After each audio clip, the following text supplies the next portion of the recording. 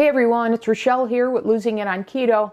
And in this video, what I'm going to cover is I think I have an all-purpose dough that I think can be used for both savory and sweet.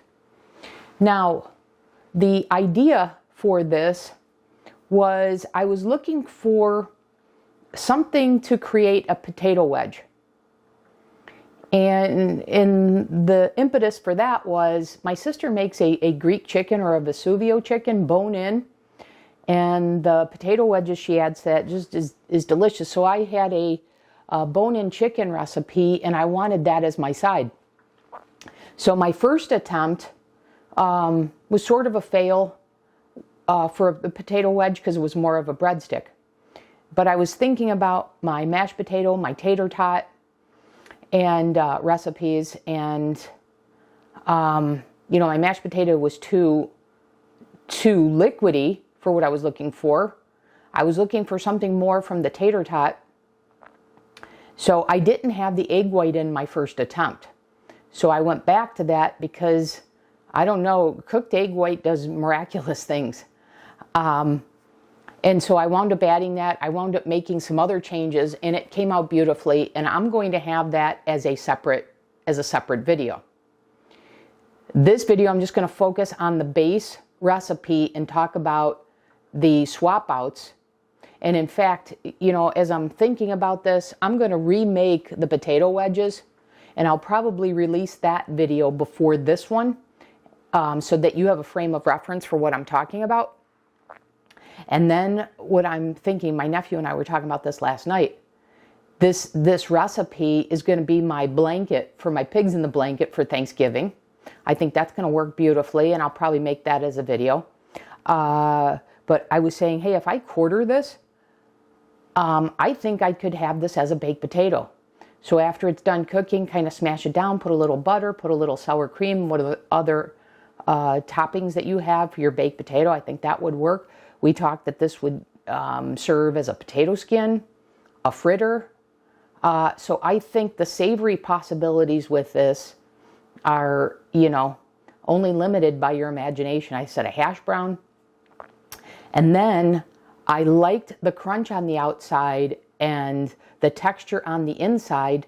So I'm thinking I may be able to use this as my base sweet recipe. So we've got our cookie bake, our family cookie bake, coming up in a couple of weeks. And I have been thinking about, okay, what high protein, low fat, low carb cookies, you know, what's my base recipe going to be? And I may have it here. So I'm going to cover in this video what I think I can do in terms of swapping out this, how to make it all purpose, you know, for savory versus sweet. So anyways, that's the background to this. I think by now in this video you will have seen one savory use for this dough, and you'll see future videos of how I put this to use. But I'm going to show you just the base of putting this together in my ideas for swap outs. Okay, so I'll come back in the next segment, and I'll show you the base recipe and then what I'm thinking in terms of swap outs. And then future videos you'll be able to see how it all gets put to use. So guys, carrying on with my notion of sort of this all-purpose dough. So I recently made what I'm calling potato wedges. And I did make these one time with baking powder. You could do that if you want a little more of a rise. But I really like the texture of these.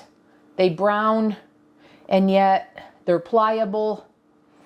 And then whatever seasoning you put with these, you know, it just worked beautifully. So I had jotted down, after I developed that, ideas that I had. And I don't recall if I mentioned this in the previous segment, but I think with this, in fact, I didn't even write that down, but the first thing that struck me is I think I'm you know, this far away from having a soft pretzel recipe that's PSMF friendly. And that's another one of my favorite items from SAD diet that I have, you know, I've tried to do a keto recipes. It just didn't work out. So I'm anxious to try and make that. And so with this base recipe, what I was thinking, you know, I referred to it before as sort of the PSMF fathead dough.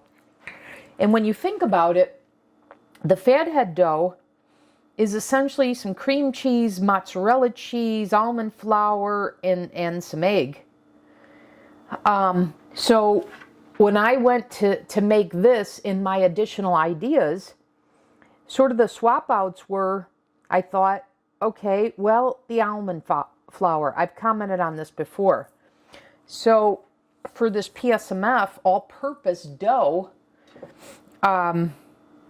I thought, okay, that's a blend of protein powder and breadcrumbs. And that's coming from just my collective experience this year with my experiments with the protein powder. And then the same thing with the breadcrumbs. So I feel like I've got a fairly rock solid replacement for the almond flour. And then in terms of cream cheese, once again, I feel like I've got a strong replacement there with yogurt or cottage cheese or a blend. And then the mozzarella, given the other adjustments that I've made, I feel, and I've done it here, I've done it with the mashed potatoes, etc., that I'm able to use less mozzarella and make a recipe more PSMF friendly, more high protein, less fat, you know, low fat and lower carb. So I think I've got the basics covered. And so in terms of versatility then, and I mentioned this in the prior segment, so you've seen when I made these potato wedges, if I take that ball and cut it, say, into fourths, and I bake that, even if I smash it down a little bit, I think I can get a baked potato, and then I can put a little butter and top it with sour cream and what other toppings one desires. You could cut it thinner for French fries. You see how that would work. You could put this in an air fryer. You can cook it in oil if you choose, if you're going more keto. So I think it's pretty versatile in that way. You can see how this could be a hash brown, a fritter. And like I said, I think I'm on the brink with this of a soft pretzel. And I also mentioned in the prior segment, and I am going to do a video on this, but this dough will replace my fathead dough as part of my Thanksgiving menu because one of the appetizers I serve is pigs in the blanket.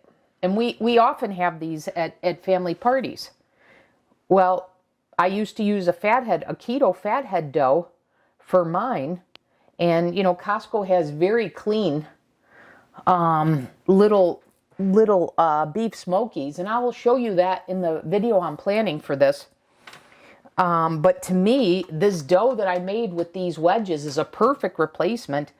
And talk about saving calories, saving fat grams, saving carbs, etc. So I'm excited to do that. So I've got all kinds of ideas. So watch out for these upcoming videos where I'm going to take this dough and show how versatile it really is. And then I mentioned sweet replacement. Well, just coming back to, like I said, what made me think of that, because I wasn't thinking about it initially, is just the texture of having a little bit of a crisp, but then a soft on the inside. So I'm anxious to try this as a cookie. And I mentioned, like, you know, with Thanksgiving next week, and then looking ahead to preparing for Christmas and Christmas cookies, and we have our annual family cookie bake.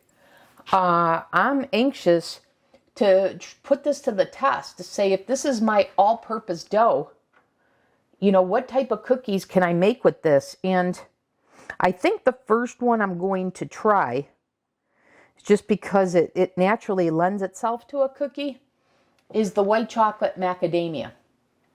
So I'm going to do a recipe on that. And here's what I'm thinking.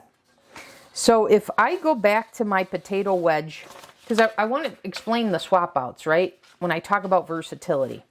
So if we go back to the dough, it was 100 grams of chopped egg white. So you could scramble them, you could steam them, you can buy them hard boiled and just use the white part. So pretty easy there. And like I said, in my first attempt of these, where it came out more like a breadstick, I realized the egg white is critical to give that give and not a breadstick. Now, in terms of this versatility, if you don't want the egg white or you want to split it, you could do a riced cauliflower. But in the keto world, I feel like that has been so overplayed that I wanted to be a little more original, and hence I did the egg white. But you could add some riced cauliflower in here. It would behave similarly as the egg white. So there's versatility. And then we have the breadcrumbs. And that's just the PSMF bread loaf processed into crumbs. And then, like I said, with these ingredients, I'm able to bring the mozzarella down. And then I've got the serving of keto chow, a baked potato for these wedges. Well, rather than baked potato keto chow, say in my cookie recipe, I would just use a protein powder that's not savory. So let's say the white chocolate macadamia. I'll swap that for PE Science's white chocolate macadamia. So that's what I'm going to do there. And then rather than toasted gelatin, I'll just use gelatin. Because we know gelatin in baking creates a chew. Okay, and then we have the non-fat plain Greek yogurt. And then the seasonings, the onion and garlic powder, salt and pepper. So we'll take out the onion, garlic powder, and pepper. And we'll just add some salt to this. And then, of course, not the mashed potato flavor, but if I've got any sort of flavorings that would create a white chocolate macadamia I need to check, then I'll add a little bit of that. But I think the only swap out here is and I'll have to taste the dough, but probably I'll need a little bit of a sweetener. And I'll decide whether I'm going to do a liquid or granular. But I think when I make those adjustments, I think I'm going to get a pretty awesome cookie texture. And then the flavor is just going to come from, the way I choose to flavor this. And, I have techniques that I've done, not just with extracts, but if I want to bring in like some steeped tea bags, I can do that. I could add a little bit of liquid with the steeped tea bags.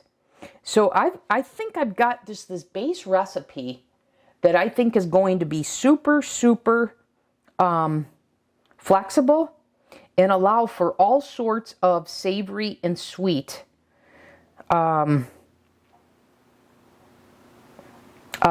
meal items.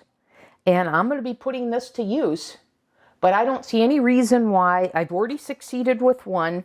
So watch for these videos. This is what I'm going to be working on over the next few weeks. And I just wanted to make this video to explain that to you. And in case, you want to put this to use before I get a chance to, I wanted to lay this all out for you and share with you what I'm thinking. So give it a go, or wait for my videos and see how I do.